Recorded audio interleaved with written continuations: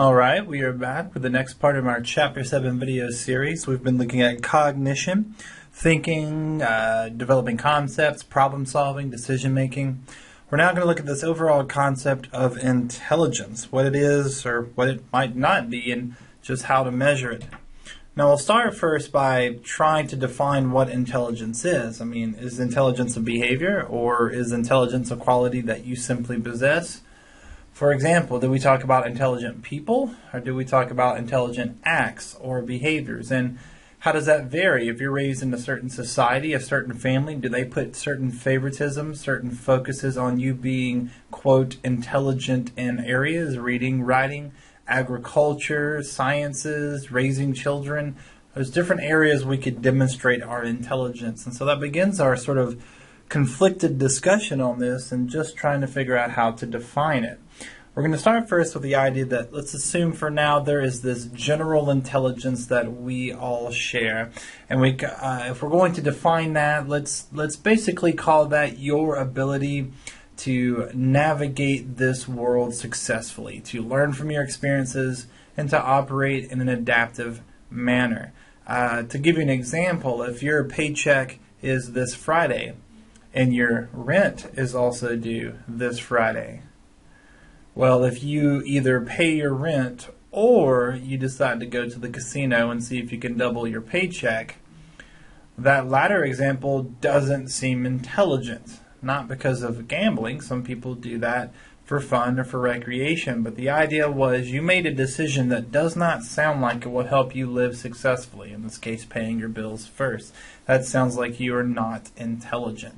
So if we're going to buy into this general intelligence, which Charles Spearman put on the table, he defined it as the sort of our ability to live successfully, to learn from experiences, and to solve problems that are in front of us. And that today we know the language of intelligence, such as in intelligence testing, taking intelligence tests such as a child at school to determine if they're going to be in a gifted program. We have to realize that this is a pretty new concept. For most of our history, we did not measure specifically our intelligence to one another. And in fact, Alfred Binet is often given the credit as the father of the modern intelligence test. He was hired by the French government to examine students in school and find out if they are appropriately placed, to basically find out if they belong in those classrooms. And so he took a relatively simple idea, though complex in execution, and that is he asked a bunch of kids a bunch of questions. And he found out the average or mean that basically created a bar of what we expect the average child at this certain age to know. So he was able to create this concept of finding a child's mental age and then finding comparing that to their current or chronological age. It was William Stern who later took those variables and sort of coined the phrase intelligence quotient, what we just call IQ today. It's called IQ or quotient because the answer is from a division problem. You take someone's mental age, you divide by their current or chronological age. I can multiply that by 100, and that just gives you a little bit easier number to work with. So if you have a mental age of 10 years old and you have the physical age of a 10-year-old, so we would say, well, 10 divided by 10 equals 1, times 100 means you have an IQ of 100. And even though today IQ is more complicated in how we score, how we determine these numbers, the general numbers stay fairly similar. We think of an IQ of 100 as average intelligence. In this case, average, don't think of it as a bad word. It's basically you're in the spectrum of intelligence we expect and want you to be in. Now, when we are older, by the time we're getting close, if not to adulthood, the idea of mental age sort of disappears. I mean, after all, what's the mental age difference between a 35-year-old and a 36-year-old? It's a little bit more difficult to ascertain. So instead, if you're an adult and you take an actual intelligence test, it will find your IQ and it will compare that to basically the average person in your demographic. Let's say an adult from this age range to this age range. And we'll find where you are in the distribution. If you've seen a normal distribution, a bell curve, probably in other math classes, you can see that the majority of us fall within this spectrum, from 84 to 116 as far as IQ goes. So I keep using the term intelligence test, and I don't know if you remember taking one specifically, though I promise you have if you've been schooled in America, because there are group intelligence tests, such as the MAP test when you were kids, and you sort of compared yourself to other students in other classes. If you were tested for a gifted or perhaps for a developmental disability, you may have also taken an intelligence test. There's quite a few out there. Though, frankly, to be a true or good intelligence test, there are several qualities you must have. You can get on the internet right now and type in intelligence test and take something for free online, and it's probably not any good. So what are those qualities? First, a test must be valid, meaning it must measure what it sets out to measure. Just because you ask a question doesn't mean it's a good question. If I have an intelligence test with ask you, what's your favorite color, red or blue, and I score those who pick blue higher than those who picked red, well, that doesn't make a lot of sense. I mean, there's nothing about color preference and intelligence in any literature, so that's not a valid question, and it becomes a very less valid test. Secondly, a test needs to be reliable, meaning if I were to take this test several times, my score should be roughly the same, plus or minus any circumstances. If you're getting wildly different scores, there may be something strange in your battery. Third, a test has to be standardized. Once you have developed the way it's administered, everyone gets it the same way if they're in the right age range or classification. So if I have an intelligence test that is 1,000 multiple choice questions for adults, then every adult gets 1,000 multiple choice questions. I can't say you get the questions, but the next group you only do 500, and then you have to do some essay, and then you have to draw some pictures. That's not a very reliable, valid, or standardized test because you've changed the rules for different people. And finally, a good test, and especially in a modern world, needs to be culturally fair.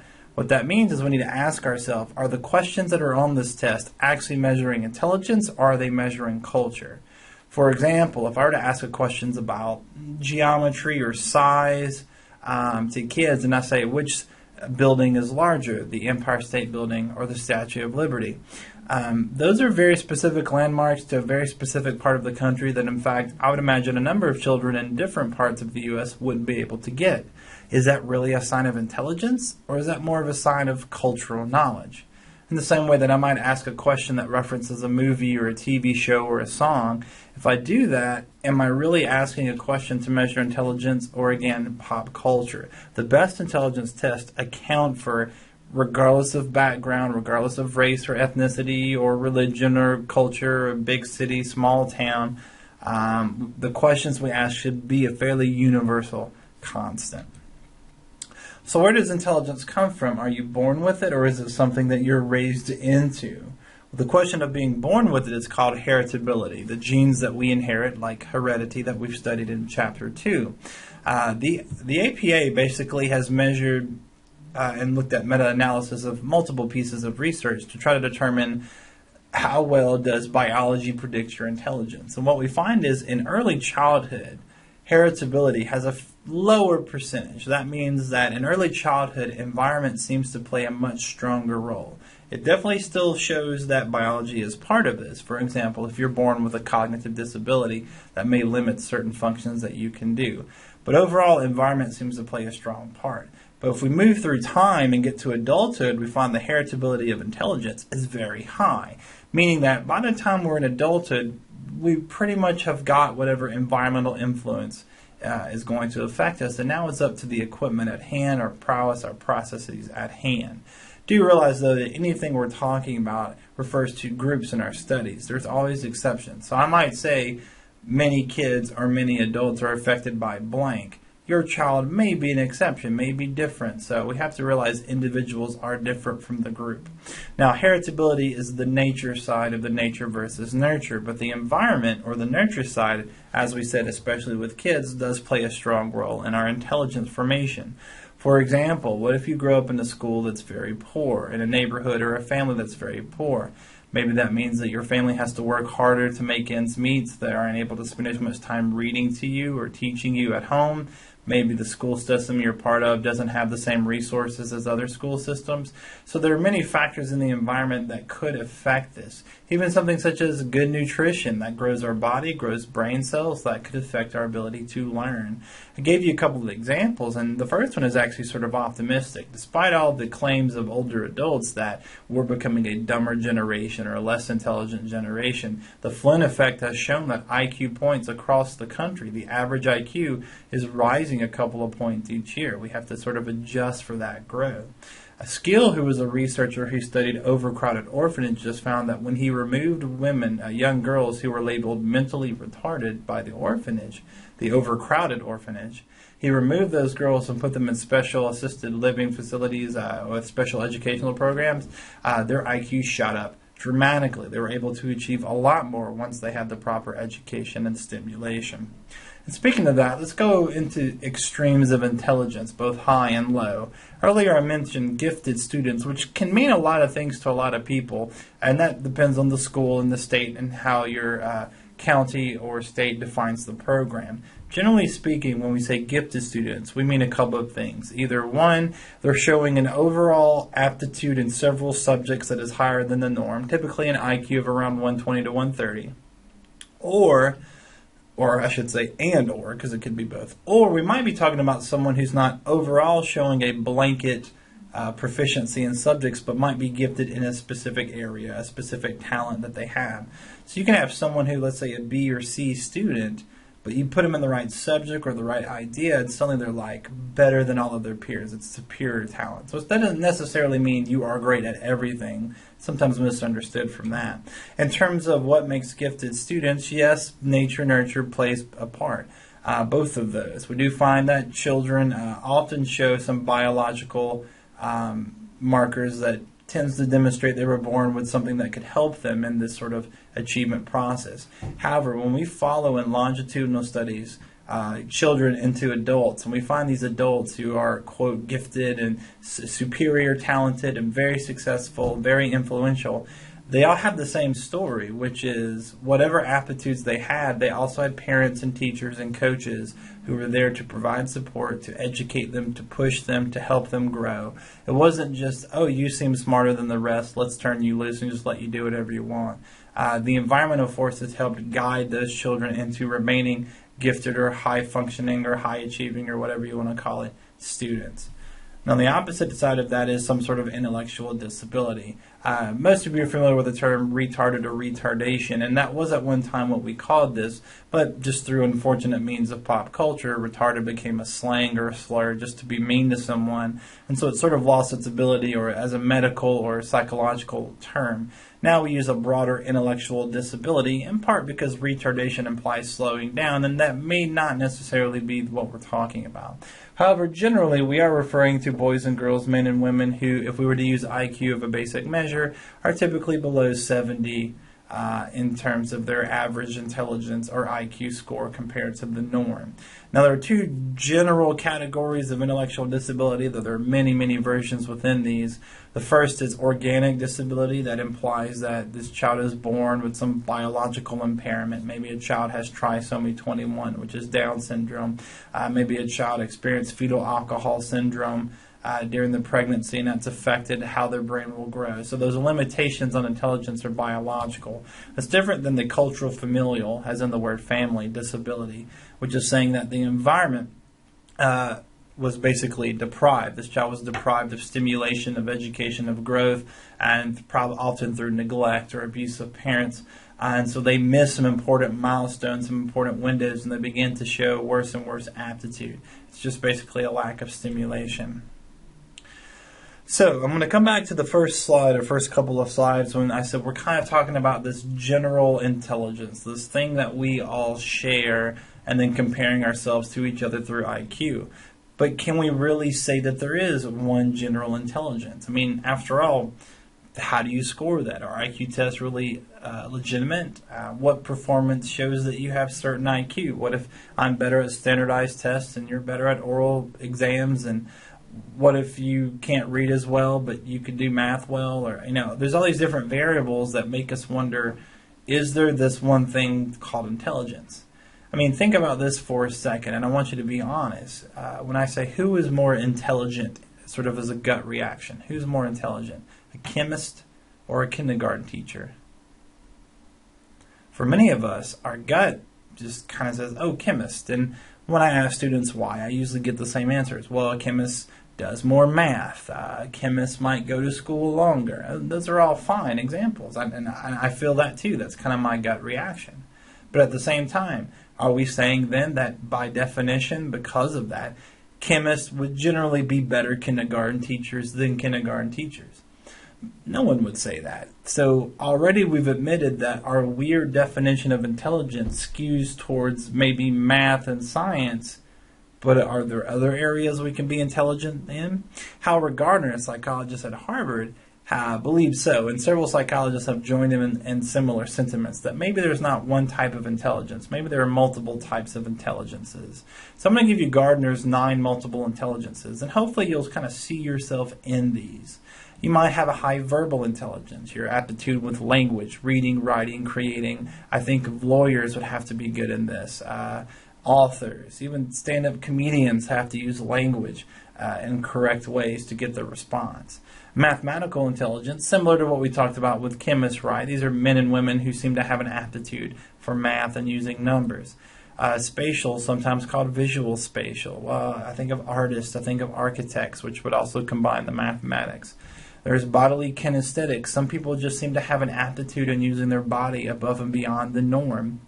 You know, if you look at your favorite sports team, there are men and women who are all amazing athletes, but there's usually those 1 or 2 who stand apart even above those amazing athletes, who seem to just have an innate understanding beyond what we see out there. Musical intelligence, just what it sounds like. The idea to play or perform or understand or to compose music in amazing ways. Interpersonal intelligence means group. These are men and women who are great at getting groups of people to respond. For example, a politician has to get as many people as possible to move legally towards a certain direction. A teacher has to get multiple students from multiple backgrounds all on the same page. That's interpersonal intelligence. There's intrapersonal, which means self. This might be like a therapist or counselor that's good at understanding, you know, what motivates the individual, what emotional states are there. I think of like an actor, an actress who says, what's my motivation? Has to figure out who they are to become someone else. Naturalistic intelligence, like nature, these are men and women who have a greater or more innate understanding of biology, zoology, nature. We have ag students here at Crowder. That shows a naturalistic intelligence on your part. And finally, Gardner added existentialists recently. These are men and women who just are great at the big picture. Anything from physicists to philosophers, basically seeing how the world ties together, how all these systems, basically even how all these intelligences tie together. So Gardner, like others, believes there's multiple types of intelligences, and maybe we are lower on some scales but higher on others. And if nothing else, if you look at this list and see yourself in some of those points, that might kind of guide you towards what you want to do with your life. Now there is one more type of intelligence I want to toss out there. It's a bit to the side, and it's called emotional intelligence. By a guy named Daniel Goleman. And Goleman believed that, like many psychologists, we are social animals, a phrase you've heard me say before. And since we're social animals, maybe there's something about men and women having advantages by being better at being social. So in emotional intelligence, the idea is there are some people who just have a better, more innate understanding of their own emotions. They can better understand other people's emotions. And here's the big one. Maybe can control their or other people's emotions. They can manage that behavior in some way. You know, the person who works in sales who can diffuse the angry customer, maybe even push them to, by the end of that conversation, they've bought more stuff, shows that they have emotional intelligence. They can empathize, sympathize, perhaps even manipulate in some way. All right, we're going to stop there, and when we come back, we're going to look at the concept of language, which is basically our best way of determining intelligence, and that will lead us into our final topic on some other animals doing some impressive things. So, we'll see you then.